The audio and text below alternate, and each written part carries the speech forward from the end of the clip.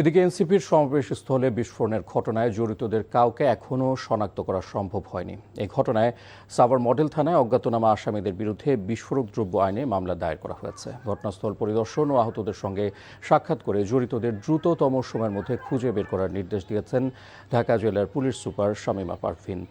এই ঘটনায় ঢাকা জেলার অতিরিক্ত পুলিশ সুপার জাহাঙ্গীর আলমকে প্রধান করে ৩ সদস্যের তদন্ত কমিটি গঠন করেছে পুলিশ। পাশাপাশি অনুষ্ঠান চলাকালে বিদ্যুৎ চলে যাওয়ার বিষয়টি গুরুত্ব দিয়ে খতিয়ে দেখার কথাও জানিয়েছেন পুলিশ সুপার।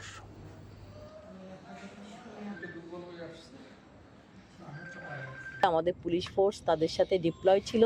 কেন ওই মুহূর্তেই বিদ্যুৎ চলে গেল এবং বিদ্যুৎ যাওয়ার পরবর্তীতে আমরা যতটুকু জানতে পেরেছি বিস্ফোরণটা ঘটেছে।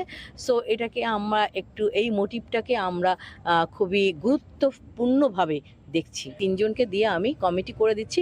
ওনারা যদি প্রয়োজন মনে করে তদন্তের স্বার্থে আরও তাদের সদস্যের সংখ্যা কোপ আপ করতে পারে।